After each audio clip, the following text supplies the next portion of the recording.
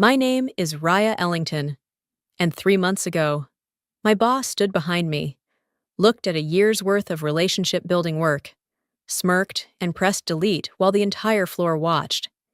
He thought he was erasing casual notes and soft skills that didn't belong in a serious consulting firm. What he actually deleted was the invisible thread holding our biggest clients together. And when my phone lit up 30 seconds later, with a number he didn't recognize but should have feared, that was the moment I knew. He had just handed me the sharpest weapon I could have ever asked for. But if you think revenge starts when someone gets humiliated, let me tell you a secret. It actually starts the moment they underestimate the quiet person who sees what they're too arrogant to notice. Let's go back to where this began. 18 months ago, I started at Helix Stratagem, a boutique consulting firm in Manhattan that boasted efficiency, data precision, and results above relationships. I was hired as a client solutions coordinator, a title that sounded more impressive than it paid. My job? Organize client touchpoints, log communications, and maintain what my boss called interaction hygiene. My boss, Lucas Trenholm, didn't believe in warmth. He believed in dashboards. To him, clients were revenue streams, not people. If it's not measurable, he once told me, it's not valuable. But I saw things differently. On my second week, I noticed something odd while reviewing account notes. Clients were vanishing, quietly, one by one. No dramatic exits, no complaints, just silence. And then, closure notices. When I dug deeper, I found dozens of conversation logs, cold, mechanical, soulless, messages that read like they'd been auto-generated. Thank you for your inquiry. Attached are your deliverables. Nothing personal, nothing human. And yet, buried in one of the final notes from a former client, a small biotech founder, was a line that stayed with me. I just wanted to feel like someone remembered who I was. That's when I started doing things differently. I kept a private log. Not in the CRM system Lucas monitored, but in a secure document I controlled. Every time a client mentioned something personal, a daughter's graduation, a sick pet, an anniversary trip, I wrote it down. Not to manipulate them, just to remember. 3 weeks later, a client named Harvey Bodden mentioned his wife was undergoing radiation therapy. I checked in a month later, softly, sincerely. He was stunned I remembered. That single email led to a 40-minute call. 2 days later, he expanded his contract by $140,000.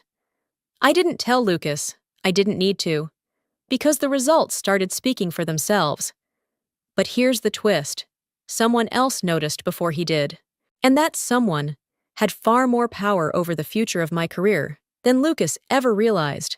The real shift started small. After that first conversation with Harvey Bodden, the one that bloomed from a simple question about his wife's treatment, I realized something. People weren't tired of services. They were tired of being invisible. So I started listening more closely. When Jolene Mercado, founder of a sustainable cosmetics startup, casually mentioned she'd missed our last call because her dog had a vet emergency, I made a note. Not in the CRM Lucas obsessively monitored, but in my personal log. Dublin, 12-year-old beagle, ongoing hip problems. Vet trip took all afternoon. 2 weeks later, I followed up. Hope Dublin's recovery is going well. Just checking in. No pressure on next steps. She replied within 10 minutes, said no one had ever remembered her dog's name, not even her business coach. She signed a retainer renewal the next day. This became my quiet rhythm. Every call became a thread. Every detail, kids in college, book club pics, parent anniversaries, went into my private file. Nothing extravagant, just human, and soon. Clients were no longer calling the shared service line. They were calling me. At first, it was subtle. A voicemail here, a direct email there. Then it became intentional. Gareth Nguyen, one of our West Coast retail clients, began opening meetings with, "So, Raya, I know you're the one to ask. Kendra Blaine, a notoriously tough negotiator, requested me for all future consults, even our most silent client, Dr. Nazari, started ending calls with, "Appreciate the way you follow up, makes a difference." I didn't announce this shift to anyone. It wasn't part of a grand strategy, it was simply working. And with every personal thank you, every renewed contract, I felt a cautious, steady hope growing in me. Then Lucas found my notes. He showed up at my desk one morning, holding a printed page with yellow highlights. My heart sank. I recognized the lines. It was my CRM entry from a call with Marceline Pitt, a lifestyle brand CEO. He tapped the page. "Why are there 4 lines about her yoga instructor?" I kept my expression neutral. "Because she mentioned that's how she's managing her stress during the expansion." I thought it was relevant. "To what? Our consulting model doesn't include mindfulness assessments." He laughed like he'd caught me playing office. "You're overstepping. Raya, this isn't a therapy service." He paused, folded the page. "From now on, stick to templates, use the approved language, and please remove anything too personal. We need to stay professional." He walked off before I could say a word. My stomach tightened, but not with fear, with frustration. I had finally found something that worked, and he was trying to box it back in. Still, I complied. Outwardly, I used the templates. I logged the right fields. But I didn't stop my personal notes. I simply kept them offline, clean, quiet, mine. Then, it happened. On a rainy Thursday afternoon, while I was reviewing invoice discrepancies, I received an email from Harvey Baudin's executive assistant. The subject line stopped me cold. "Confidential, contract renewal, direct liaison request." In the body, one line, "Mr. Baudin would like Raya Ellington to personally oversee the upcoming $1.2 million contract extension. Please confirm availability." I stared at it in silence. He didn't just want Helix. He wanted me. I didn't smile, not fully, but a quiet warmth bloomed in my chest. A kind of hope I hadn't dared to name before now. Maybe human mattered more than Lucas thought. And maybe someone finally understood the notes I'd been taking all along.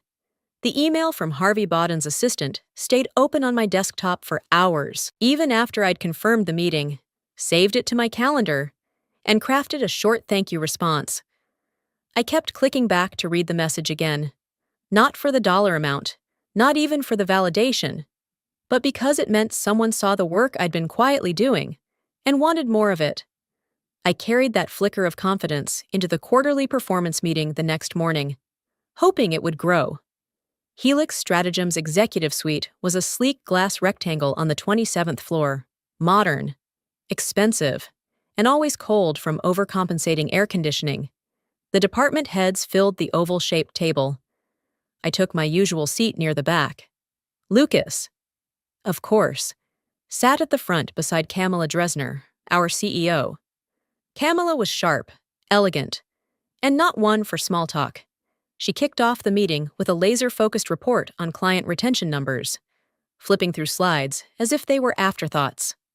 "Client retention is up 22% quarter over quarter," she said, tapping her remote. "Highest we've seen since 2016. There was a subtle shift in the room, a rustle of papers, a few raised eyebrows. Retention had been Helix's Achilles heel for years. Everyone knew it. Camilla clicked again. "We've also seen a significant increase in unsolicited renewals. Several clients initiated contract extensions without prompting, citing," she paused, reading, "exceptional attentiveness and relationship consistency as key reasons." My breath caught. She didn't say my name. She didn't have to. Everyone in that room knew who handled the Bowden account, and the Pitt account, and half a dozen others that had renewed early, enthusiastically, and above expected margins. I felt the warmth creep into my chest, quiet, cautious pride. Maybe, just maybe, I wasn't invisible anymore. But then I looked up. Lucas's jaw was tight. His fingers drummed against the table. He wasn't smiling. He didn't speak for the rest of the meeting. Not even when Camilla opened the floor for discussion. He just nodded. Once. Then packed his folder faster than usual. I should have known what was coming. Later that afternoon, as I was entering notes from a follow-up with Gareth Nguyen, I heard my name. Raya, my office. Lucas didn't wait for me to respond. He turned and walked off, expecting I'd follow like a shadow. I did. Heart pounding. His office was as sterile as his personality. Gray walls, no photos, just a whiteboard with color-coded client names and figures. "Close the door," he said, not looking at me. I did. He folded his arms and leaned against the desk. "You and I both know those retention numbers aren't magic." I didn't reply. "They're coming from your approach." He said the word like it tasted bad. Which, while effective, isn't aligned with our operating model. I've been generous letting it slide. But now that senior leadership is watching. I need full documentation of what you've been doing with each account. I blinked. "You want a report?" "I want a full audit. Notes, call summaries, emails, outcomes, everything. If you're going to use an unconventional model, it needs to be evaluated formally." Something tightened in my gut. Is this about compliance? His smile didn't reach his eyes. It's about risk. When employees deviate from policy, even successfully, it sets a dangerous precedent. He didn't wait for a response. He turned to his monitor. Already moving on. I stepped out of his office feeling unsteady. The pride I'd carried in that morning felt misplaced now, naive. Even. He wasn't impressed. He was threatened. And he wasn't going to reward me. He was going to monitor me. 2 hours later, I found out just how serious that monitoring would be. An email landed in my inbox with the subject line, RE, Audit Request, Client Comms, 12-month Review. It was from Lucas, but what stopped me cold was the CC field. Every executive at Helix, including Camilla Dresner. Beneath his brief request, he'd written, "Given the growing dependency on non-standard relationship strategies, I believe it's necessary to assess the ethical and procedural risk posed by informal client engagements led by Ms. Ellington." There it was. A single sentence reframing my work, not as a strength, but as a threat to the company. My fingers hovered over the keyboard. I didn't type. I didn't breathe. He wasn't just watching now. He was building a case.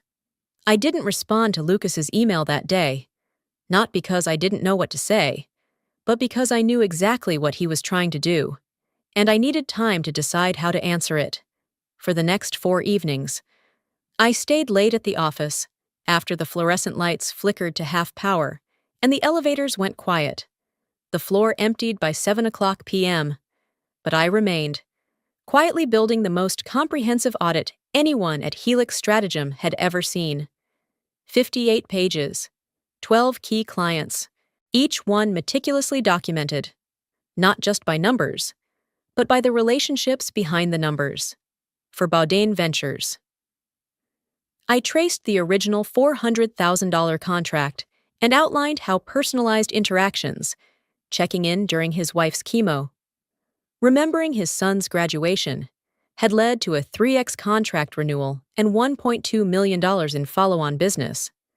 For Kendra Blaine's consulting startup, I included how one handwritten note after her father's passing sparked an early renewal, and how that small gesture led to 3 referrals that brought in nearly $900,000 in new accounts. Every page of that report was a timeline, a narrative, a story of what happened when someone simply cared. I didn't cut corners. I cited dates, pulled CRM logs, included screenshots of email exchanges, highlighting moments when empathy quietly turned into measurable business outcomes. It wasn't just a defense. It was proof of concept. It was my love letter to the work I believed in. When I handed the audit to Lucas, He took it without a word.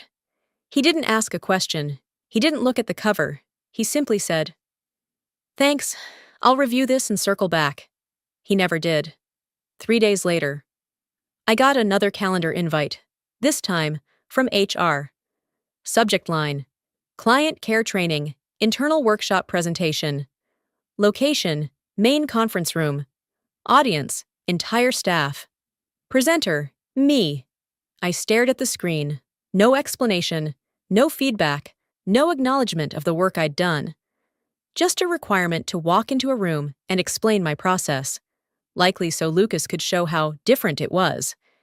It felt like being asked to hand over my diary to the entire floor. But I showed up. I wore neutral tones, kept my voice steady, and walked through the audit page by page. I talked about tone matching in emails, the emotional timing of check-ins, and how certain words in client responses had indicated deepening trust. I gave them the whole thing, not because I owed it to Lucas, but because I owed it to the clients who had stayed with us for reasons our metrics couldn't measure. When the presentation ended, there was silence, then a few polite claps. Lucas didn't speak at all. Afterwards, I gathered my things in silence. Back at my desk, I found an email waiting. The sender made me blink. Marcia Quinn, CEO of Bluebell Systems, one of our top-tier clients, and one of the 12 featured in my audit. Subject: Confidential. Thank you. Raya, I heard you had to present your approach today. Just wanted you to know. We were approached last week by one of your competitors. They offered a substantial discount and early onboarding. We declined. We told them the only reason we're with Helix is because of you. I don't care who's cheaper. I care who remembers our mission. Stay strong. Not everyone understands what you're doing, but we do. I read the message 3 times before it sank in. I hadn't just built client retention. I'd built trust that couldn't be bought. And while Lucas stayed silent and indifferent, one of our most valuable clients had just made it crystal clear. This wasn't just about feelings. This was about loyalty and the bottom line. I leaned back in my chair. I wasn't sure if I felt proud or heartbroken, because for the first time, I realized that the thing I had poured my heart into, the quiet, steady, human part of business, meant more to clients than it ever would to my own boss. The morning of the internal training session started quietly enough. The sun filtered through the windows of the 27th floor conference room, casting long shadows across the sleek glass table. Around it, nearly 30 employees had gathered: strategy leads, client service reps, analysts. Some were whispering over coffee cups, others scrolled through phones, waiting for the meeting to begin. No one knew what they were about to witness. I had already been asked to present my 58-page client audit once. I assumed I'd be repeating that same presentation for a broader audience, maybe even fielding questions on how to apply personal touch strategies. But when I arrived, Lucas was already standing at the front of the room. He didn't make eye contact as I took my seat near the front. Instead, he tapped the control pad and projected the cover page of my report, my name in bold under the Helix Stratagem logo. "Today's session," he began, "is about realigning expectations around professional standards." I blinked. He clicked forward to a page from my audit, one where I'd described a client's grief after losing a spouse and how a single, empathetic response had led to an early renewal. "This," Lucas said, pointing at the screen, "is what happens when personal emotions bleed into client interactions. It's unsustainable, unpredictable, and frankly, dangerous." I sat up straighter. A low murmur stirred in the room. He clicked again, highlighting another section, where I had detailed a personalized birthday note and the $70,000 upsell it had unintentionally triggered. Lucas didn't acknowledge the result, only the method. "Professional distance exists for a reason," he continued. "This approach violates the boundaries that protect us legally and structurally." I could feel my face flush. People were starting to glance at me, some with sympathy, others with confusion. He kept going. This is not best practice. It's not scalable. It's not what we do here. And then, without warning, he opened the system file browser. My report appeared as a single, labeled document. Lucas smiled. And this is how we clean house. He moved the cursor, hovered over the file, and with a click that echoed in my chest, hit delete. A confirmation box popped up. Are you sure you want to delete this file?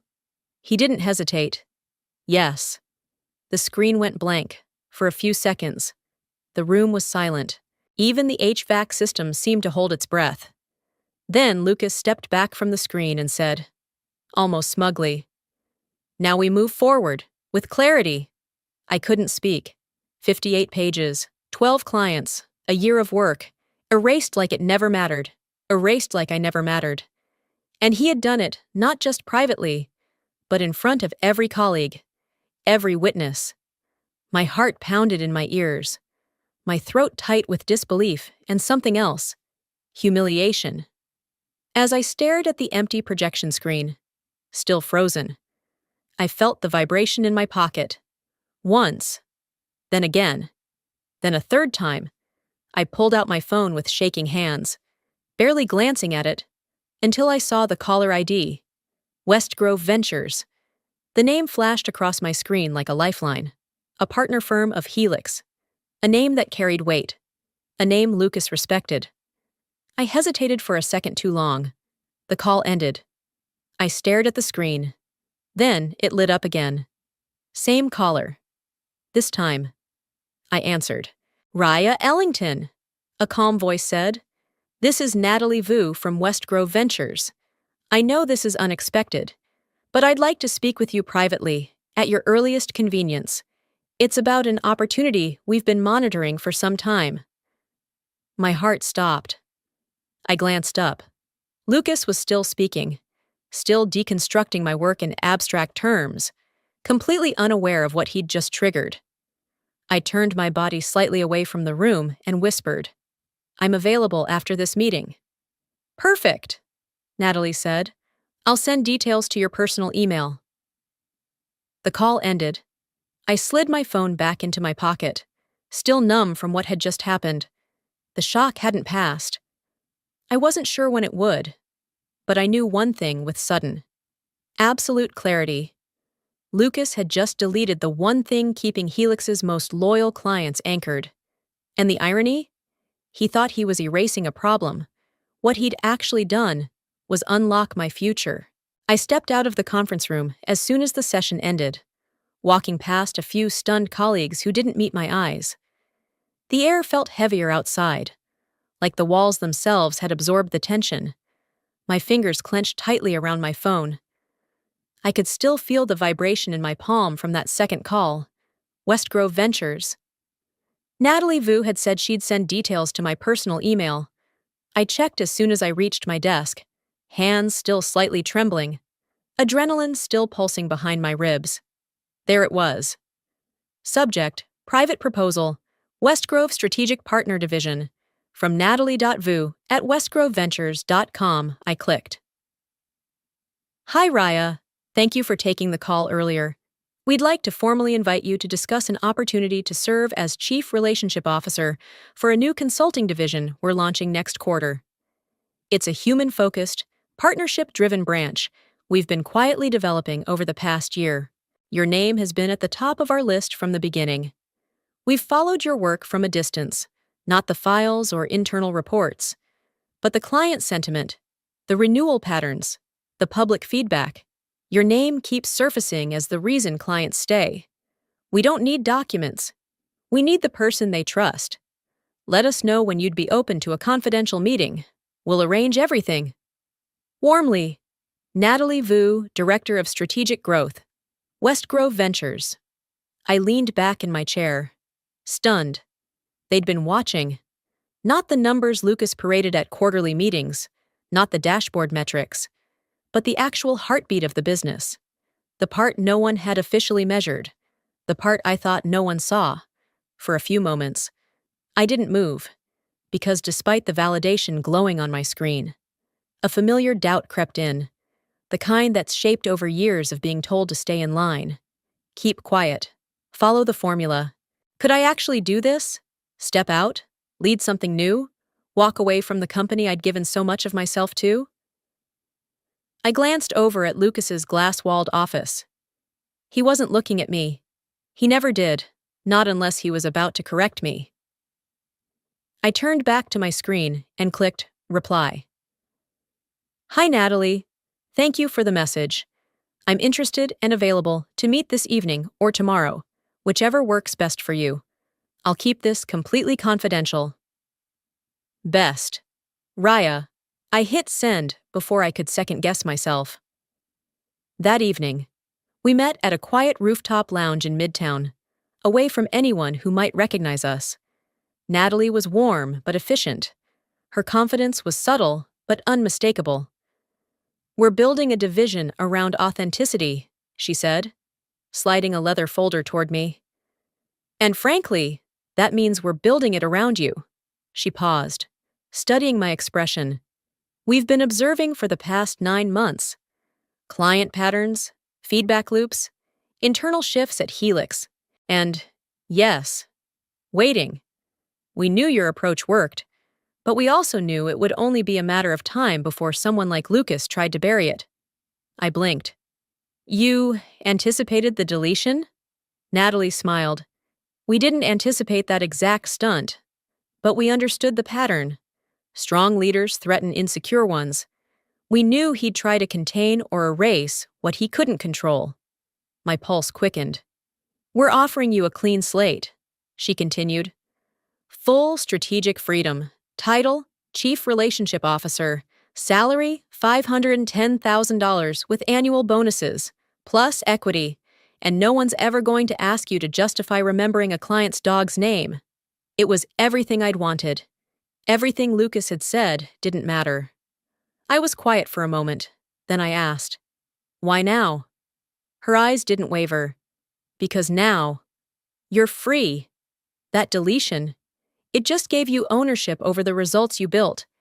Everyone saw what he did and what you didn't deserve.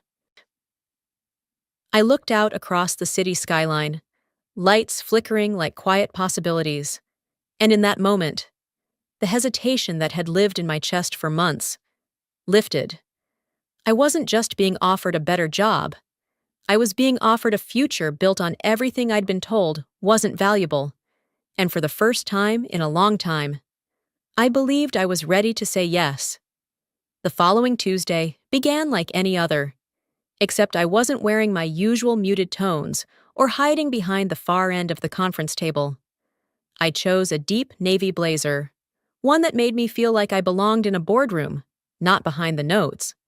The quarterly departmental sync had been called for 10 o'clock a.m., and Lucas was already seated at the head of the table when I walked in. Around him, the usual faces, analysts, coordinators, junior consultants, all glancing up with half-interest as the meeting began. He greeted the room with his usual clipped tone, launching into metrics and performance breakdowns with robotic enthusiasm. My body sat perfectly still, but inside, a current surged beneath my calm expression. 10 minutes in, Lucas brought up team restructuring and returning to foundational communication models. I raised my hand. He paused, clearly annoyed by the interruption. Yes, Raya? I stood, slowly and deliberately. All eyes shifted to me. Before you continue, I said, projecting my voice with a steadiness I hadn't known I possessed. I'd like to take a moment to share something with the team. Lucas narrowed his eyes. If this is about last week's session, we've already...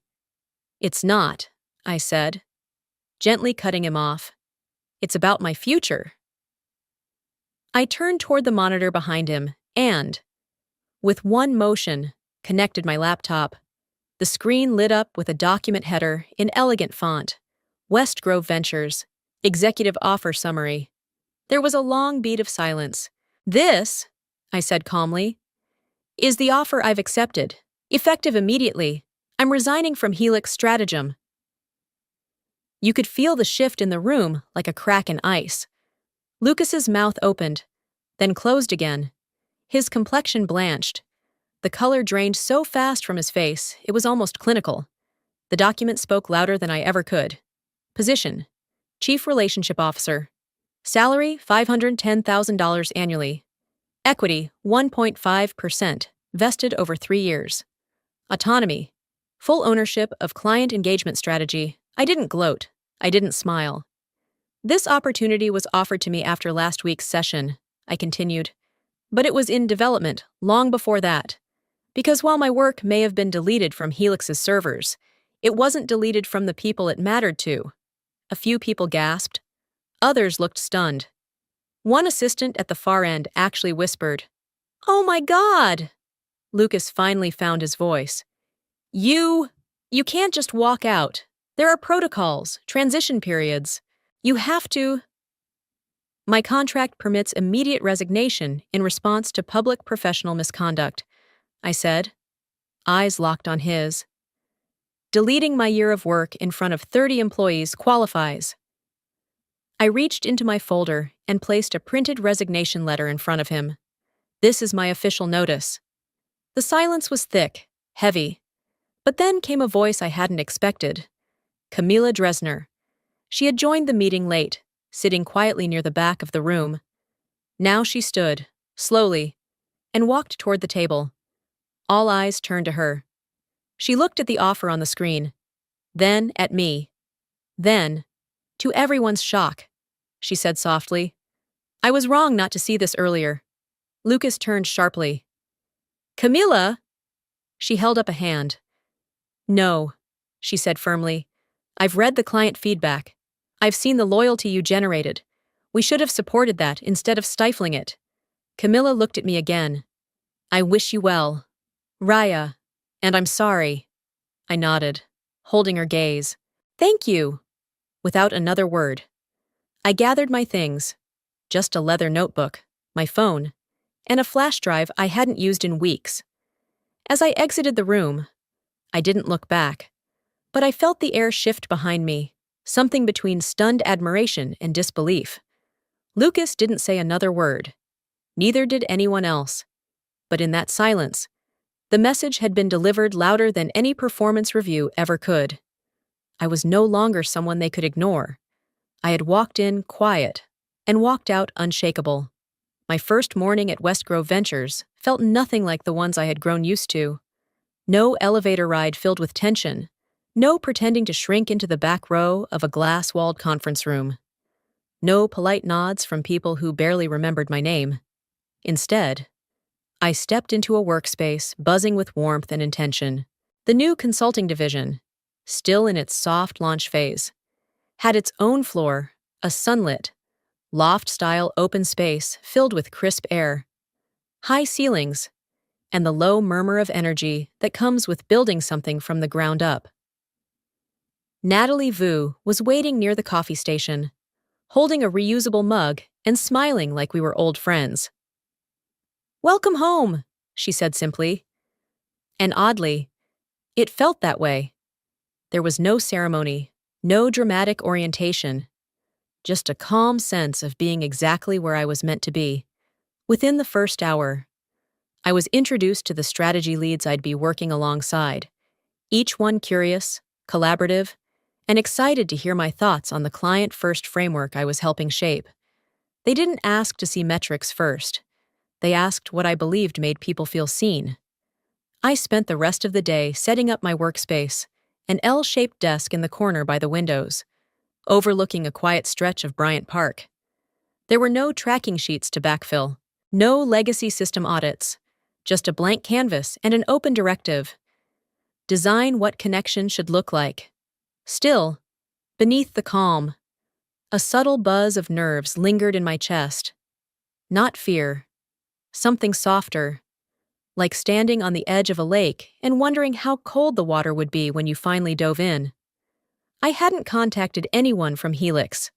Not one client. Not even to say goodbye. Not because I didn't want to, but because I knew the ethics. I knew the lines. I knew that if they came, they had to come on their own. So, I updated my LinkedIn profile. New role, Chief Relationship Officer, West Grove Ventures, helping clients feel remembered, not managed. Location, New York. NY. Start date, this week, no hashtags, no exclamation points, just the truth. And then, I waited. That first evening, I refreshed my notifications more times than I care to admit. A few likes. A former coworker commented, "You deserve this. Can't wait to see what you build." A few recruiters sent feelers. Nothing major. The second day passed in much the same way. Meetings, brainstorming sessions, whiteboards filled with phrases like relational intelligence and memory-based service models.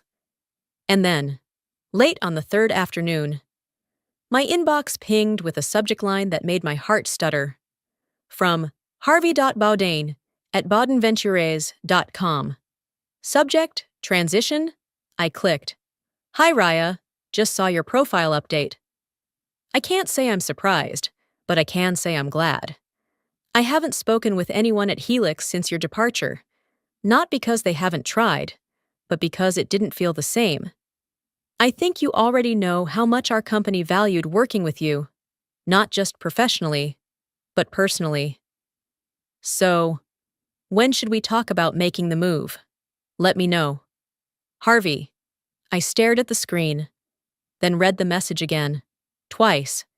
He wasn't asking if, he was asking when. I hadn't even said a word, and yet, he'd felt the absence loud enough to want something different.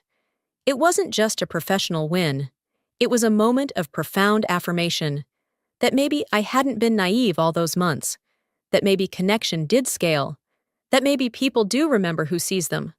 I opened a new draft. Harvey, I'd be honored. Let's set up a call tomorrow. Say 10 o'clock a.m.? I'll send a calendar invite now. Looking forward to hearing more about what you're building. Warmly. Raya, I hit send and leaned back, letting out a breath I hadn't realized I was holding. This wasn't about revenge, or proving Lucas wrong. This was about rebuilding something better, brick by relational brick. And it was already beginning. The morning after my call with Harvey Baudin, I arrived at the West Grove office to find a folded note sitting on my keyboard.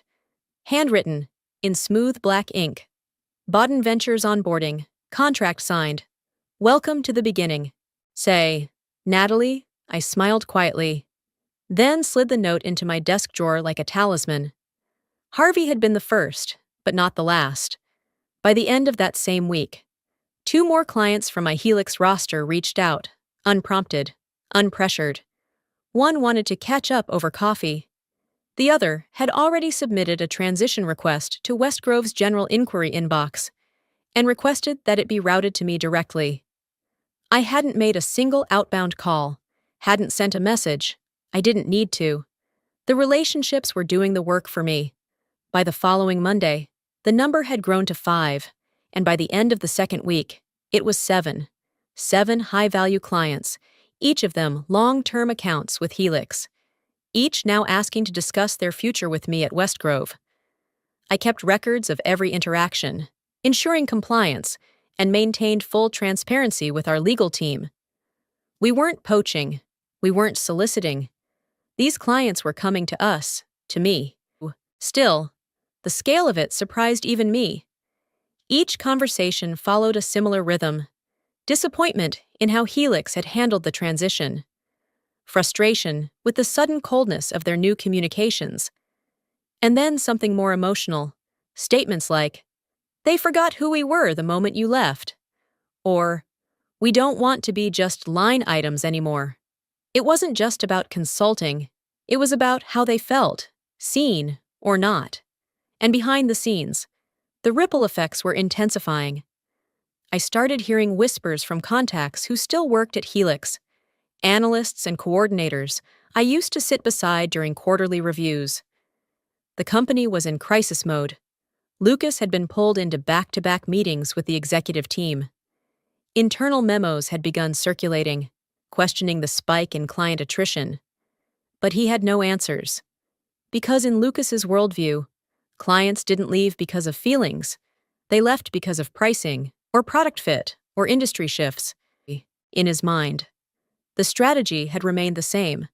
What he didn't see was that I had been the strategy. Then came the real jolt. Archer Lab Tech. I'd worked with them for almost a year, led their expansion into 2 new verticals, coordinated 3 cross-functional projects, and built a strong relationship with their founder, Dr. Elena Crowley. She was exacting, skeptical of fluff, and fiercely loyal once you earned her trust. When I opened her email, I expected a simple professional message. Instead, I read, Raya, we've been monitoring the shift since your departure. We've held off on decisions out of respect. But the tone, the structure, the care, it's not there anymore. Archer LabTech is ready to begin a new consulting relationship under your guidance. Our board has approved the transition. Let us know how to proceed. Elena. I sat back in my chair, stunned. Archer LabTech represented 18% of Helix's annual revenue, nearly a fifth of their operating income, gone in a single email. Not because I asked, but because I had built something stronger than efficiency metrics. Trust. I forwarded the message to Natalie and the legal team, my heart pounding.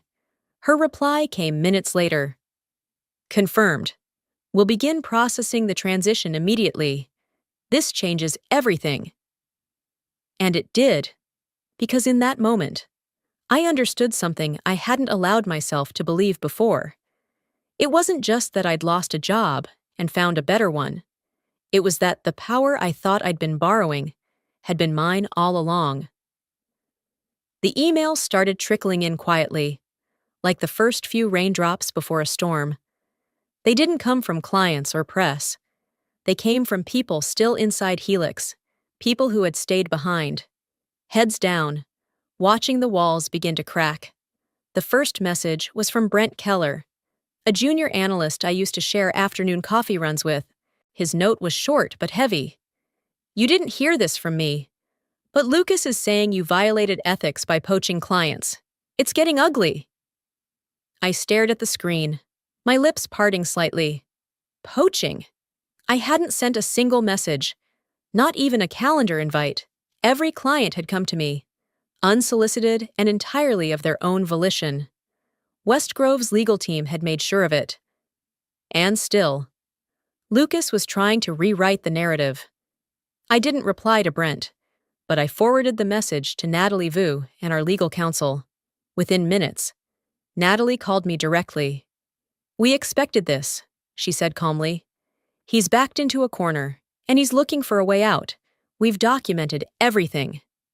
I nodded, the tension low but steady in my chest. Over the next few days, more whispers followed. Not accusations, confirmations. I heard from a client coordinator who told me that Lucas had been pulled into 4 different meetings with the executive team to answer for the client migration anomaly. He was defensive, erratic, sweating through his button-downs. But the best part? The clients weren't letting him get away with it. According to one internal contact, multiple clients had emailed Helix's leadership team directly, unprompted, after being contacted for retention check-ins. Each one had the same message in essence. We didn't leave because Raya contacted us. We left because of how your company treated her. One client reportedly added, if this is how you manage relationships internally, it explains everything. There was nothing Lucas could say to spin that. Still, I stayed silent. I didn't comment publicly, I didn't gloat, but inside, I felt something rare and grounding. Satisfaction, not the loud, chest-thumping kind, but the quiet, steady kind, the kind that wraps around your ribs and reminds you were never wrong to care. Then, the twist came, late on a Thursday evening. My phone buzzed with a message from a number I didn't recognize. No name, just a text and an audio file attached. Figured you should hear this. Keep it close. K. I tapped the audio file, hesitating only a second before hitting play. Lucas's voice crackled through the speaker. I'm going to wipe out every trace of her, every report, every log, every mention. You hear me? This isn't a charity. We don't need empathy and consulting. We need control. If people want hugs, they can call a therapist. He laughed, cold, bitter. Delete it all. Let her be a memory. I didn't move. I just sat, letting it wash over me. This wasn't just a man trying to protect his reputation. This was a man trying to erase anything that challenged his way of thinking. He didn't just want me gone, he wanted the idea of me gone. And still, there I was, sitting in an office built around the very values he called useless, holding contracts, building frameworks, leading a team that had made empathy a strategy. The irony wasn't lost on me. I didn't send the recording to anyone, not yet. I didn't need to, because the more he tried to erase me, the clearer it became to everyone watching. I was the reason the clients had stayed as long as they did. And now that I was gone, they were leaving with me. It had been just under a month since I'd walked out of Helix Stratagem, leaving behind my badge, my desk, and the version of myself that once begged for permission to be seen. By now, 7 clients had formally transitioned to Westgrove, with 3 more in late-stage conversations. Internally, our new division was thriving. I was building the framework I had once imagined alone, now supported by a team that believed listening was as powerful as strategy. So when my phone rang on a rainy Thursday morning and I saw the name Camilla Dresner flash across the screen, I didn't answer right away. I stared at it for 2 full rings. Then, slowly, I picked up. "Raya," she said, her voice softer than I remembered.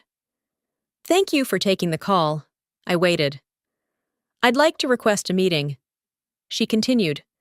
"Just a conversation, no pressure, but I think there's something we should discuss, face to face." We agreed on a private table at a quiet restaurant near Union Square. She arrived 10 minutes early. I arrived 5 minutes late. She stood when I approached, wearing the same sharp navy suit she'd worn the day I resigned. But this time, her expression held something different. Not command, not calculation, regret. "I'll get right to the point," she said once we were seated. "Helix is in trouble.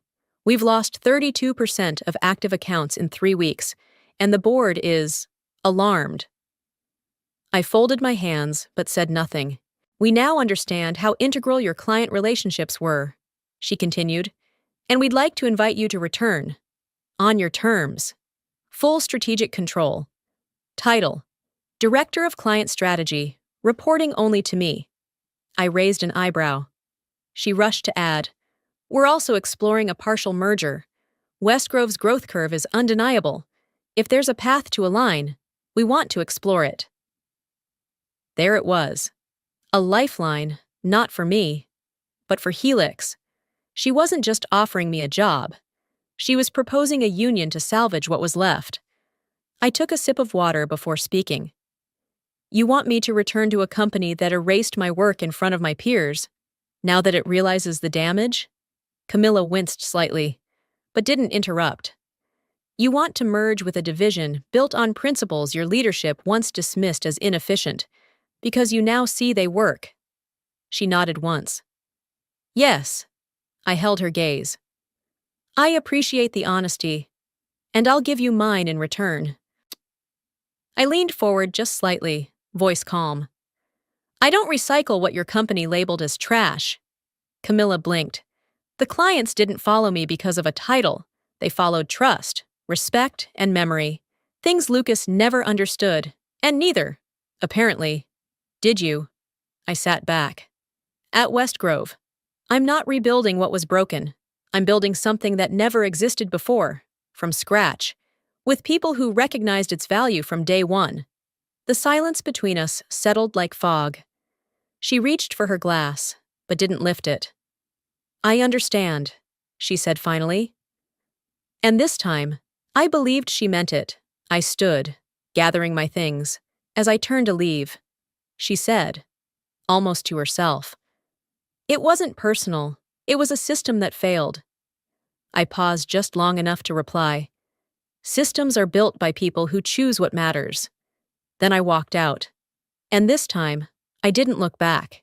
1 year later, I stood behind a podium at the Future of Consulting Summit, looking out over a crowd of 600 executives, strategists, and founders from around the country. The backdrop behind me bore a single phrase: redefining loyalty in the age of connection. It wasn't just a theme, it was the story of my year. Westgrove Ventures' relationship strategy division had grown 312% in just 12 months. Not because we scaled faster than our competitors, but because we scaled with intention. The frameworks we built weren't based on velocity. They were based on memory, on the idea that business isn't just about what you do, but how you make people feel while doing it. Our renewal rates were the highest in our industry segment. Churn had dropped below 3%. And clients, for the first time, were asking us how to teach their teams to build relationships the way we did. My name had been featured in 2 major trade publications. One called me the architect of authentic loyalty. Another simply labeled me the woman who proved feelings have ROI. I didn't need awards. I didn't need the spotlight.